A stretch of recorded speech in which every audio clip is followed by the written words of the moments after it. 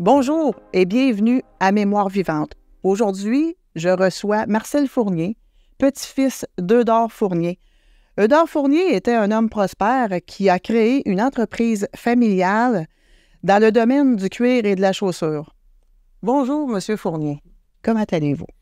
Merci de me recevoir et de me permettre de parler, concitoyen de Plessisville, de mon grand-père Eudore.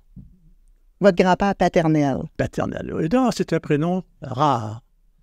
Il n'y a pas de saint Eudore parmi les saints, et ça signifiait un beau présent en grec. Et Eudore, souvent, c'est un prénom qui affirme pour un caractère affirmé, avec un tempérament énergique. Je pense que ça se caractérise assez bien. C'est ce que j'allais vous demander. Eudore au plan personnel, de la personnalité. On verra que c'est un homme d'affaires, un entrepreneur, un industriel, avec un sens de leadership, de l'autorité. Et on appelait tous dans la famille, ses fils eux-mêmes, le boss. Et quand mon père partait de chez lui, pour traverser la rue pour aller chez lui, il disait toujours « Je vais voir le boss ». OK. Ça donne une idée, hein? Ça campe bien le personnage. Voilà. Donc, Eudore Fournier, on peut commencer par la jeunesse. La jeunesse, évidemment, c'est là que j'étais pour aller. Ouais. Donc, Eudore Fournier est né en 1881 à Victoriaville, dans un rang, sur la ferme familiale.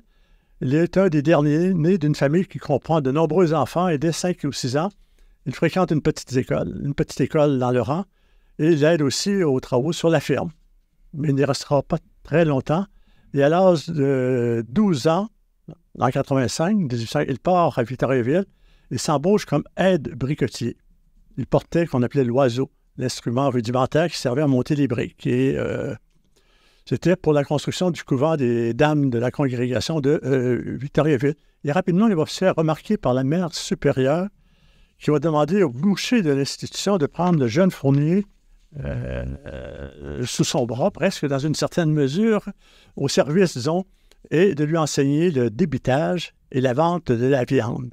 Et ainsi, le jeune garçon va commencer à apprendre tous les rudiments du métier. Et avec le temps, il va devenir un boucher, disons, expérimenté. Donc, c'est une religieuse qui a fait naître en lui une fibre. Oui, vraiment, je ne dirais pas une vocation, mais un vrai métier, à un âge très jeune. Et quelques années plus tard, parce qu'il commence vers 1895 à apprendre les rudiments, et 2 ans plus tard, il y a son beau-frère, Paul Lemieux, qui va lui prêter une somme ridicule aujourd'hui de 25 $ pour s'acheter un cheval, une petite voiture en arrière pour traîner, qu'il pouvait remplir de viande et qu'il vendait, disons, et qu'il allait chercher chez les cultivateurs. Donc, il a commencé par ramasser des peaux de vache, des peaux vertes, et de les apporter, disons, à Saint-Ferdinand où il était installé.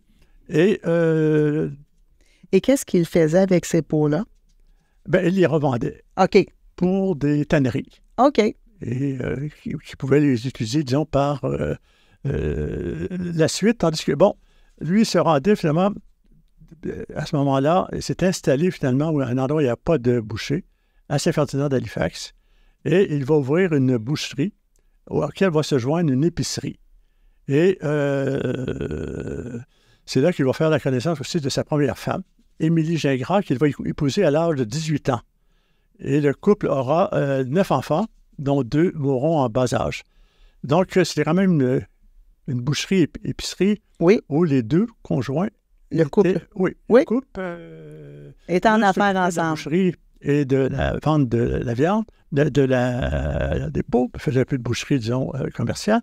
Et la femme s'occupait finalement largement du magasin. Donc, il prenait, lui, la route très tôt le matin, à 3 heures du matin, avec je cite finalement un témoignage d'une personne qui parle, disons, de cette période. Il attelle sa picouille, il va ramasser les peaux de veau, de bœuf et de chevaux dans les rangs chez les agriculteurs. Et une des filles de Eudore, qu'on appelle Tante Flore, son nom c'est Florentine, parle d'une période où, avec les frères des écoles chrétiennes qui étaient de l'autre côté, qui vont acheter la viande et qui vont finalement permettre aux fils, disons, au père Eudard, nos grands-pères Eudard, Oui. d'apprendre et de développer, disons, sa petite entreprise. Et en même temps, il y a une espèce d'échange. C'est-à-dire, les frères vont leur donner des cours en anglais, par exemple, Oh! et des cours aussi de trésorerie et de comptabilité. Wow! Et qui tient les livres, c'est Émilie Gingras. Donc, c'est quand même intéressant comme situation. Évidemment. Il tient l'épicerie, le père, disons, fait le commerce. Il était un boucher. Et ce qui n'était pas toujours facile à ce moment-là. Donc, ils vont rester quelques années à Saint-Ferdinand d'Halifax, qui s'est appelé à un moment Bernieville, mais qu'on a rappelé Saint-Ferdinand d'Halifax. Et ils vont déménager à Black Lake. On appelle des fois le lac Noir. Et ils vont passer finalement une autre période, disons, importante. Plusieurs enfants vont naître à Saint-Ferdinand, à Black Lake, et quelques-uns par la suite, disons, il y aura des personnages finalement qui vont être déterminants. Juste pour une parenthèse, à Saint-Ferdinand, il a connu finalement des personnalités politiques importantes. Il était libéral à ce moment-là. Il va devenir conservateur et il va être très proche, très ami avec un des rares députés conservateurs de la région, du comté de Mégantic, Louis-Israël Fréchette, qui est député aux communes et qui va jouer un grand rôle dans la carrière, disons, de votre grand-père. Grand-père. On dit que Fréchette va récompenser largement l'amitié que Eudard Fournier lui porte, quoi. À Saint-Ferdinand, mais aussi à Black Lake, ils auront 7 enfants qui vont vivre, dont Robert l'aîné va épouser Eva Nadeau, qui travaillait à la maison paternelle. OK. C'est intéressant comme anecdote. Évidemment. Il y avait Antonio, Marie-Juliette Mercier, mon père, Joseph Eudard. Il portait le Eudard, Joseph Eudard, qui s'est marié à Jeannette Marquis, qui était de Lister. Albert, qui est le plus jeune des garçons, qui est marié à Gaby Dion, qui était de Québec, une grande famille de Québec. Et Flore ou Florentine, qui va marier York Grégoire, et qui font comme entreprise. Et Mérida, qui va marier Urbain Simard. Et la plus jeune Marie Anna, qui va marier Roland Gingras. La plupart vont demeurer dans la Plessisville ou dans la région, soit à Princeville. Donc, tout le clan Simard à Victoriaville. Et donc, ils ont, des familles de 4-5 enfants. Mon père, c'est 9 enfants, mais c'est un peu exceptionnel. Mais c'est Mérida, ce sera 2 enfants. Il y a un couple, Jacques Grégoire et Florentine, qui n'auront pas d'enfants. Donc, voilà un peu la situation familiale. Oui. C'est une famille quand même assez tissée, tricotée, serrée, avec un certain nombre de tensions qui sont liées soit à la position dans l'entreprise, comme dans toute famille. Et voilà. Donc, voilà. Et à Black Lake, parce qu'ils vont quitter Saint-Ferdinand pour aller à Black Lake, ils vont ouvrir le même genre de commerce en y ajoutant la ligne des cuirs et des chaussures en gros et en détail. Donc, les affaires sont déjà prospères. Et Eudard engage un commis. On dit, ce sont des sources sûres, qu'en 1910, il vaut beaucoup d'argent. Dans les gros 6 chiffres, tout au moins. Voilà, fin de la citation. Donc, mais viendra le temps, finalement, je pense, pour lui, de se lancer vraiment dans l'entreprise. Oui. De la tannerie, si je ne me trompe pas. Et d'aller à Plessisville. OK. Avec le temps, Eudard Fournier conçoit l'idée de construire une tannerie et de tanner lui-même les peaux vertes. Donc, tu vois, au lieu de les prendre et de les acheter et de les revendre, il va entreprendre aussi des démarches auprès de quelques municipalités afin de voir quelles conditions il pourrait établir pour l'une d'entre elles. Et il voulait avoir une industrie à Plessisville. On lui a dit, de toute façon, venez à Plessisville, on va vous donner des avantages pour quelques années, mais vous n'aurez pas payé de taxes, pas trop. L'entreprise était située où à Plessisville? Au bout de la rue Saint-Nazaire. Oui. Je pense que c'est Saint-Édouard au bout. Il y avait l'école, c'était de l'autre côté de la rue, le long de la rivière Blanche. OK. Pourquoi? Ils avaient besoin d'eau. À la fois principalement pour la tournée, parce qu'il y avait besoin de beaucoup d'eau, et aussi un endroit pour déverser l'eau polluée. Oui. Qu'il avait polluée parce qu'on mettait des gaz, des produits chimiques très toxiques. Donc, ne cachons pas la réalité. Non, c'est correct, j'aime ça comme ça. C'était une des raisons pour lesquelles il s'est installé à cet endroit-là. Il fallait absolument un port de rivière. C'est la même chose pour ceux qui veulent avoir un barrage électrique ou des choses comme ça. Donc, voilà un peu. Et grâce à cet appui, donc, en 1911, il va créer la compagnie qui s'appelle la SCI, la compagnie des cuirs et chaussures de Plessisville, et qui est financée au début par des actionnaires de la région et qui se livre au commerce des peaux vertes, au tannage de cuir, à la fabrication des chaussures. Donc, on construit à ce moment-là la tannerie sur le bord de la rivière Blanche, qui n'a pas resté blanche très longtemps. Mais... voilà, donc les débuts sont quand même assez difficiles. Il faut percer un marché, disons, assez concurrentiel pour les produits de la tannerie dans l'ensemble du Canada. Le marché de la chaussure était un marché encore modeste. C'est grâce au contrat de la guerre, vous voyez, créé en 1914, que la compagnie acquiert l'expérience ainsi que le capital nécessaire. Il y a aussi des ouvriers plus spécialisés qui viennent de l'extérieur, nécessaires au futur développement. Selon la feuille d'érable, au cours, je cite, le journal de Plessisville, au cours de la guerre 14, Eudore Fournier obtient des contrats importants du ministère et des approvisionnements et de la défense du gouvernement. Et sa ligne est même connue jusqu'en en Europe. En Europe. Et les profits réalisés pendant la guerre vont permettre à Eudore Fournier de racheter en 1920 toutes les parts détenues par les actionnaires et de se constituer en Fournier limité, puis en Fournier et fils, ce qui va lui permettre vraiment d'établir ses 4 fils. Et à partir de ce moment-là, il va presque autofinancer, à partir des profits, l'entreprise. D'autant plus qu'il... c'est une de ses caractéristiques. Il n'aimait pas les banques. Il avait horreur des banques et d'emprunter aux banques. Okay. Et donc, voilà, c'est quand même une caractéristique des hommes d'affaires québécois de cette époque, canadiens-français, qui se méfiaient, disons... Des banques. Des banques et surtout du crédit. Du crédit, oui. Bon, c'est plus ce rapport au crédit. Et ce n'est pas le seul. Les jeunes chercheurs qui ont fait ce travail se sont aperçus aussi que dans d'autres secteurs, on avait ces mêmes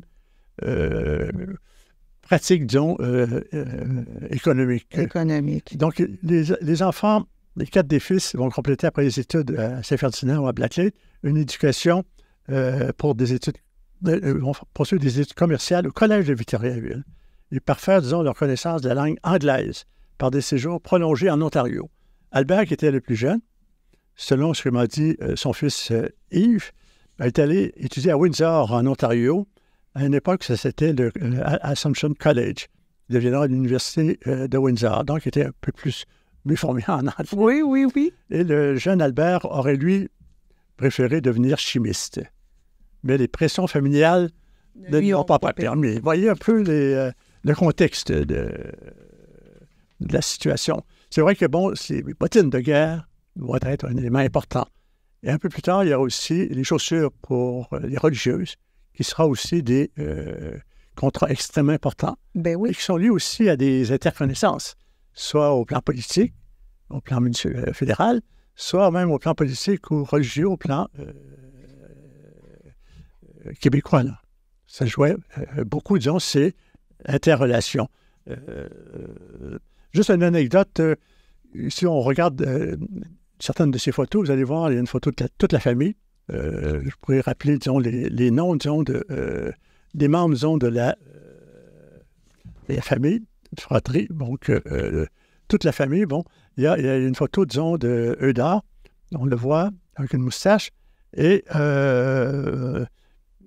selon un ancien comptable, probablement en 1923, Eudore a un grave accident dans la tannerie. En voulant inspecter une nouvelle machine que quelqu'un a activée un peu par hasard, se fait écraser la tête, principalement la mâchoire. C'est un miracle qu'il ne soit pas mort. Il reprend par la suite ses activités, mais il garde une séquelle.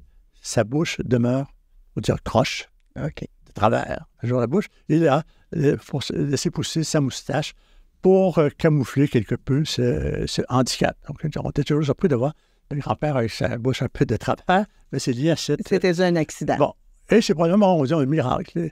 je me suis posé la question, bon, est-ce que de là vient la dévotion, le culte qu'il a eu pour le petit enfant, le petit Jésus de Prague. Il a fait installer sur le haut de la manufacture à chaussures, une petite niche dans laquelle il a mis une statuette du petit Jésus de Prague, toute petite statuette. Il a une couronne, il a une grande cape avec de l'or, de l'argent. Et on dit que c'était celui qui pouvait... c'est un culte qui vient de la République tchèque il y a plusieurs centaines d'années, et que, bon, ça portait chance. OK. Quelle chance? Quelle chance. Il avait survécu à un accident majeur. Ça voulait aussi dire l'abondance. Aussi. On a peut-être aussi cet élément. Ben oui. Est-ce qu'il remerciait le petit Jésus de l'abondance qu'il a eue au début de la prospérité, ou qu'il espérait avoir encore abondance et prospérité? Je pense que c'est peut-être ce miracle qu'il a connu et qu'il a voulu remercier alors qu'il avait cette dévotion. Je ne sais pas comment il a développé cette dévotion, mais ça caractérise quand même le personnage comme étant quand même quelqu'un de pieux, proche de l'Église, et on le verra, disons, dans ses engagements sociaux et religieux. Donc, il va devenir le seul propriétaire de l'entreprise, le maître incontesté, disons, de la compagnie des cuirs et chaussures de Plessisville. Il est, comme je le disais tout à l'heure, le boss, comme l'appelle le fils. Mais il y a des employés, parce qu'il a engagé beaucoup d'employés qui étaient des neveux. OK. On a entreprise familiale, on frappe à la porte. Et il y a plusieurs des ouvriers, pas uniquement les neveux, qui l'appelaient mon oncle. OK. Donc, c'est quand même... c'est des anecdotes. Ça permet de voir un peu les liens qui pouvaient se tisser entre les employés à cette période. Parce que le secteur attendri, c'est celui peut-être le secteur, parce que l'entreprise va connaître un déclin qui était très stable et qui a continué par la suite. Mais les fils vont faire tout à fait autre chose par la suite, sauf Fernand Fournier. Donc, ce serait intéressant de dire, bon, qu'est-ce qui sont devenus tous les petits-fils ou petites-filles. Je dirais peut-être juste peut-être lié à la dimension religieuse, il y a 3 petits-fils qui deviendront prêtres. Il y a Guy, il y a Jacques et il y a Pierre-André, qui est le fils de Joseph Audard, qui lui deviendra par la suite archevêque. Oh! Voilà, mettre un peu de vivant dans tout ça. Et il y a un qui deviendra diacre, qui est Benoît, et qui travaille ici à Plessisville, entre autres. Oui. Bon, voilà, des ramifications là, tantôt du côté des finances, tantôt du côté religieux, et je dirais tantôt du côté aussi beaucoup des sciences humaines, des sciences sociales. Oui. Moi, je suis en sociologie, mon frère est en anthropologie, j'ai des cousines qui sont dans le travail social, donc d'autres en éducation. Donc, oui, donc avec des formations, pour la plupart, disons, universitaires. Donc, revenons au grand-père quand même, parce que là, on s'éloigne un peu de la famille. Oui, mais c'est pas grave, il n'y a pas de problème. J'essaie de dégager des traits de Dard Fournier, comme homme d'affaires. Comme je disais, c'est toujours méfié des banques comme de la peste. Pas d'emprunt ou peu. Et tout le monde disait que Dard Fournier n'avait pas besoin d'emprunter de l'argent parce qu'il était millionnaire. La compagnie a réussi à s'autofinancer. Mais il y a toujours cette idée que, voilà, un Plessis-Villois qui est devenu millionnaire. Bon, on verra, il a été prospère. Et là, ils ont rencontré aussi quelques difficultés. Il sera maire de Plessis. Peut-être une petite anecdote, parce que bon... Une dernière petite anecdote. Il ne nous reste plus beaucoup de temps. C'est la période où mon père a essayé une 3e fois de se faire élire. Il va perdre contre l'avocat Chartier. Et avec mes frères, on a participé à la campagne en distribuant des tracts, en assistant à des réunions politiques pour faire la claque et tout ça. Et il y avait l'enjeu qui était le problème de l'eau potable. Et lorsque mon père m'a perdu, qu'il est revenu à la maison, je l'ai vu pleurer. C'est une des rares fois, première fois que je le voyais finalement touché aussi personnellement, disons, le fils Albert, lui, sera président pendant plusieurs années de la jeune chambre de commerce. Donc, il avait, disons, un lien déjà avec la politique municipale. Il y aura un lien très étroit avec la politique fédérale. il connaît finalement premier ministre d'une époque, Meighen, et aussi, évidemment, Duplessis. Il était un ami de Duplessis. Mon père aussi était un ami de Duplessis et Daniel Johnson par la suite. Il y a eu je dirais que j'ai évité de voter Union nationale quand j'ai voté pour la première fois à 21 ans. J'avais voté libéral, finalement, c'était la Révolution tranquille. Mon père n'était pas tout à fait content, mais donc lui, il aurait même voulu être député Union nationale ou conservateur dans Mégantic, mais Mégantic était un comté rouge. Donc, il avait quand même, on dit, ami de Duplessis, le grand-père avait, selon les souvenirs d'Yves Fournier, une plaque d'immatriculation 421, parce que les plaques jusqu'à 1000 étaient réservées aux amis du régime, et celles sous 500 bénéficiaient en plus d'une tolérance policière en ce qui concerne les infractions mineures. Vous voyez quand même ce que la politique pouvait faire. Il semble mon père a poursuivi cet engagement politique, mais le grand-père, on lui aurait offert à Ottawa, sous le règne de Bennett, qui était plutôt conservateur, un poste de sénateur, et c'est un honneur qu'il va refuser. Donc, pour quelle raison? On pourra, disons, essayer de poursuivre. Donc, peut-être quelques éléments sur, au fond, ses convictions religieuses. C'est un homme pieux qui avait cette dévotion-là au Petit Jésus de Prague et qui a été finalement marguillé ici à l'église Saint-Calix. Et bon, il était grand chevalier de Cologne, qui a quand même une dimension religieuse et sociale très importante. Il a été aussi marguillé et il a participé finalement, marguillé de la fabrique pendant 4-5 ans. Et il a dirigé d'importants travaux de réfection de l'Église. Ce n'est pas d'aujourd'hui qu'on a refait l'Église. Et il a contribué de larges sommes pour financer le coût de cette réfection. Il a même fait recouvrir de cuir les prie-dieu de son banc à l'église de Saint-Calix. C'était rien de moins. Un petit privilège qui s'était donné. En 1937, le reposoir de la fête Dieu était installé devant la maison paternelle. Donc, vous voyez quand même l'implication religieuse et sociale du grand-père. Et je pense que ça donne peut-être quelques éléments. Je terminerai sur son mode de vie. Oui. Construction d'une grande maison au centre-ville, sur la rue Saint-Calix, avec un tennis et tout ça. À chacun de ses fils, lorsqu'il se marie, Eudard donne une maison nouvelle. Juste une petite anecdote, lorsqu'on détruira la maison familiale. La maison familiale, qui deviendra la caisse populaire, il y a une rumeur qui a circulé, comme quoi des ouvriers, lorsqu'on a démoli la maison, auraient trouvé beaucoup d'argent. Peut-être pas 1 million, peut-être rien, mais la rumeur était que, voilà. Plusieurs avaient découvert des sous. Plusieurs avaient découvert des sous, et donc, peut-être juste pour... je n'ai pas parlé du deuxième mariage, c'était, bon... Oui, on a... 1951. Ouais. Je pense qu'il y avait aussi, les petits-enfants ont eu, ceux qui étaient nés à ce moment-là, ont eu de la grand-mère Gingras un montant. Un relais significatif qui était en bon du Trésor, qu'il pouvait toucher à l'âge de 21 ans. Donc, il y avait quand même quelques éléments dont...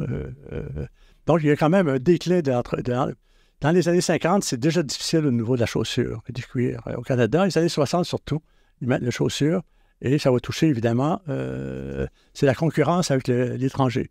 Par exemple, moi, je vois mon père qui était pour la chaussure pour dame, chaussure fine. Oui. L'arrivée de la chaussure italienne était une catastrophe. On s'est mis à faire des choses très chics, pointues et tout ça. Il fallait renouveler. Il n'y a pas eu la technologie. Et donc, il a dû, finalement, il n'a pas déclaré faillite, mais il a vendu, disons, l'équipement et l'entreprise. Donc, il y avait différents problèmes aussi. Après la mort du grand-père, les 4 fils et les gens se sont séparés. L'ensemble, disons, du patrimoine industriel, de sorte que un a pris la tannerie, l'autre la chaussure pour robe, l'autre la chaussure pour dame, l'autre grossiste pour la cordonnerie. Mm-hmm. Et tout ça a fragilisé l'ensemble de l'entreprise. Je vous remercie beaucoup de nous avoir raconté l'histoire de votre grand-père. Ça a été très, très, très intéressant. J'ai appris beaucoup de choses. C'est moi qui vous remercie de pouvoir parler de mon grand-père que j'ai connu finalement quand j'étais jeune. Oui. Et je me souviens de la grande procession pour ses funérailles, qui était partie de la maison sur la rue Saint-Calix. Oui. Et à pied, on se rendait jusqu'au cimetière. Oui. Et il y a une place de choix dans le cimetière. Donc voilà, peut-être un élément, disons, qui permet de donner des touches, je dirais, plus personnelles ou plus tangibles de ce qu'était, disons, Monsieur Eudard. Puis, celle de Eudard Fondier, de ses enfants et de ses petits-enfants. Merci beaucoup. Le plaisir.